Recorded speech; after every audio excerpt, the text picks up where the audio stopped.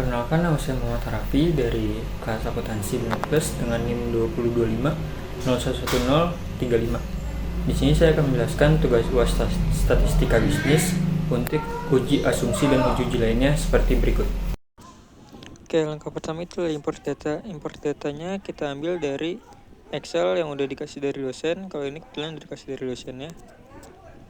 Seperti langkah-langkah berikut. Pencet ke file, lalu pencet olah data primer. Tunggu sampai datanya muncul. Setelah itu pastikan dulu semua datanya dan pencet OK.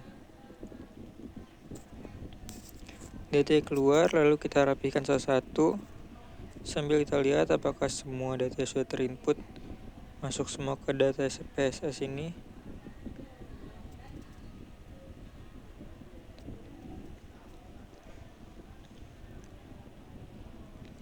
Sambil lihat-lihat, lalu ke variable view.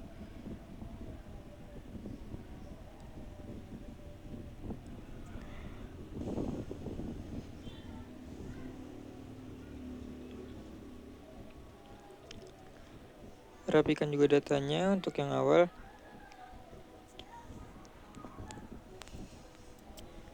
Lalu hapus semua total dari semua variabel LA, CI, VSC. Oh iya, ini yang dihapus hanya totalnya aja ya, tidak semua variabelnya. Sampai JIT itu semua dihapus.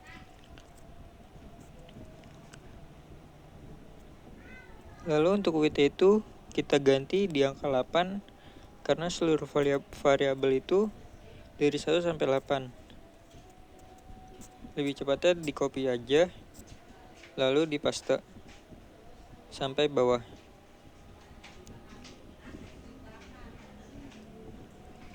Untuk label ini kita kosongin, dihapus saja. Untuk kolom, karena kolomnya juga cuma ada 8, kita ganti ke angka 8.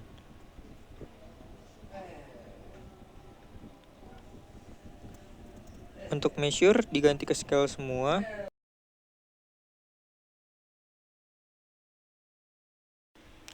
Nah, untuk datanya ini kita dapat dari sini. Ini kebetulan saya udah dapat dari dosennya sendiri, jadi tinggal dipindah aja. Untuk datanya juga udah rapih. Yang pertama ada uji instrumen variabel LA dengan cara scale reliability analysis, pindah LA1 sampai LA8, lalu pindahkan ke item, pencet statistik, klik scale if item delete, klik correlation, lalu continue, dan OK. Setelah itu muncul output seperti ini.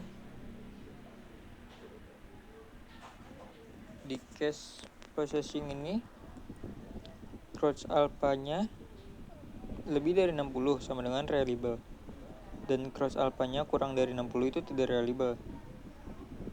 Hasil output ini nilai crouch alpha sebesar 0,648 dengan jumlah indikator sebanyak 8 butir pernyataan. Karena nilai alpha lebih besar dari 0,6, maka variabel accounting dinyatakan reliable. Untuk item terlihat bahwa indikator LA7 memiliki relokasi paling tinggi terhadap variabel accounting yaitu 0,495, sehingga indikator ini paling mampu menggambarkan variabel penelitian. Sebaliknya, indikator LA4 memiliki nilai paling rendah yaitu 0,063. Selanjutnya langsung diuji instrumen variabel CI. Caranya masih sama kayak yang awal, pencet scale, reliability analysis, pindahkan C1 sampai C8 ke items. Nah, yang lama C8 sampai C1 balikin lagi ke sebelumnya.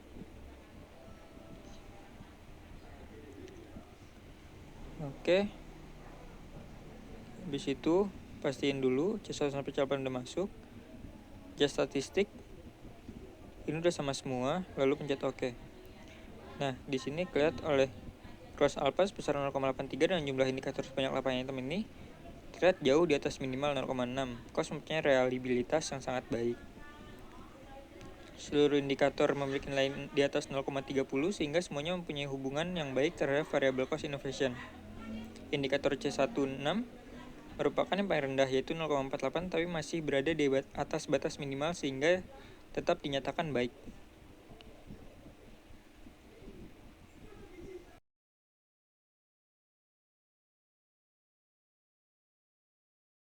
Indikator CI2 mempunyai nilai tertinggi sebesar 0,634, artinya indikator tersebut paling mewakili variable cost innovation.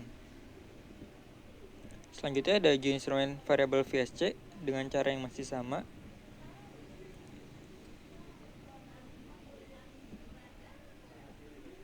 Pindahkan semua C1 sampai C8 ke item sebelumnya. Lalu pindahkan lagi VSC1 sampai VSC8 ke kolom item.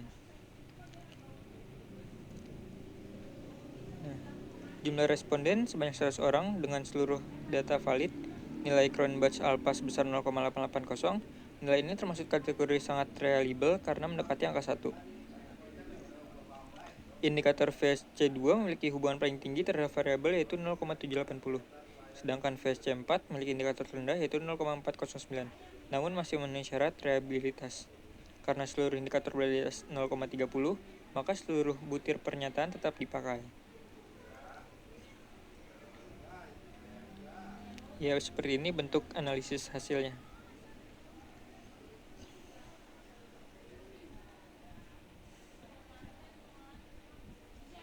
Oke, lanjut ke uji instrumen variabel BSC. Dengan cara yang masih sama, scale reliability analysis. Pindahkan yang data sebelumnya ke tempat sebelumnya, lalu pindahkan data yang baru, yaitu BSC1 sampai BSC8 ke item.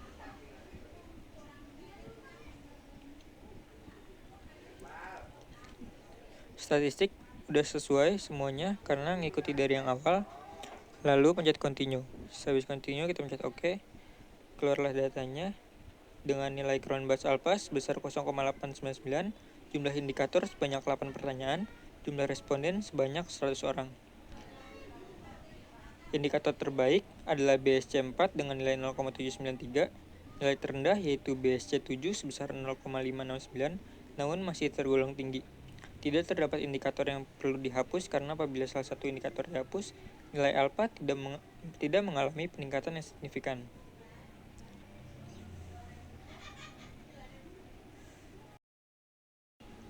Selanjutnya, uji instrumen variabel JIT dengan cara tetap sama. Kalian tinggal lihat aja, sama seperti variabel-variabel sebelumnya. Pindah JIT ke item, lalu OK.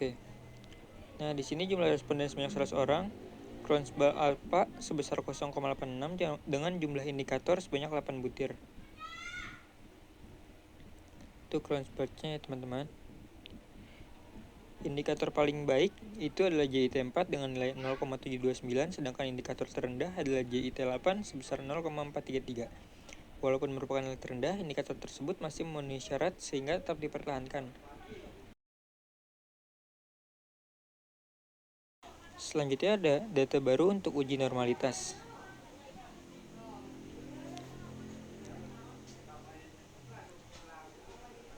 Nah, di sini kita masukin data variabel baru yaitu Y, X1, X2, X3, dan X4.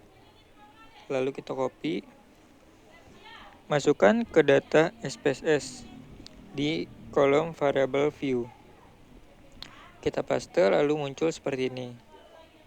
Langkah yang harus kita ubah pertama yaitu desimal menjadi 0, lalu di copy semua dari Y sampai X4. Selebihnya tidak ada yang kita ubah kecuali measure. Measure ini kita ganti ke bentuk scale agar bisa dianalisis. Kita copy sampai bawah. Nah, sudah semua seperti ini. Lalu pindah ke data view.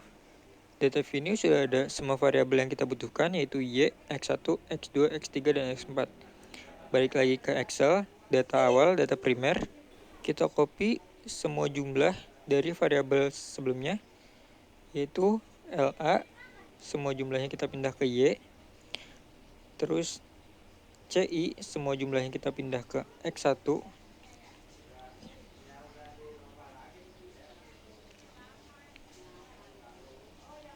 Pastikan rapi ya semua teman-teman. Lanjut dengan VSC, kita pindah ke X2. Lanjut lagi ke BSC, kita pindah ke X3. Lanjut lagi ke JIT terakhir, kita pindah ke X4. Di sini kita rapin dulu, hapus kolom yang tidak perlu. Nah, langsung ke analisis deskriptif. Di analisis deskriptif ini kita ke deskripsi statistik, lalu Y sampai X4 kita pindahkan ke variabel. Selanjutnya style option, lalu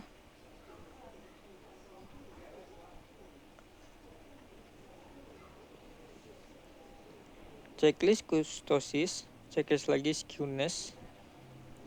Pastikan display order itu variable list, lalu continue, dan oke.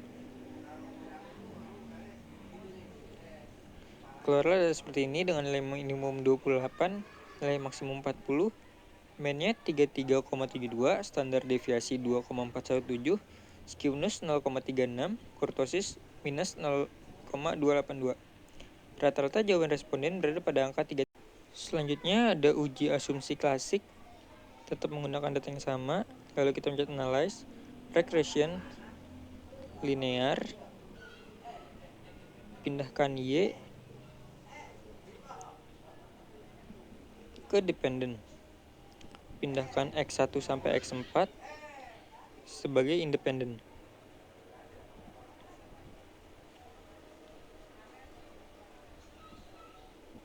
Dengan contoh seperti berikut ya.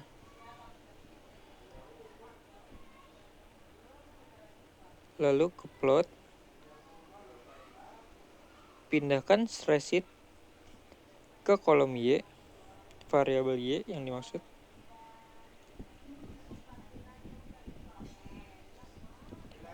Dan pindahkan zip rate ke kolom X.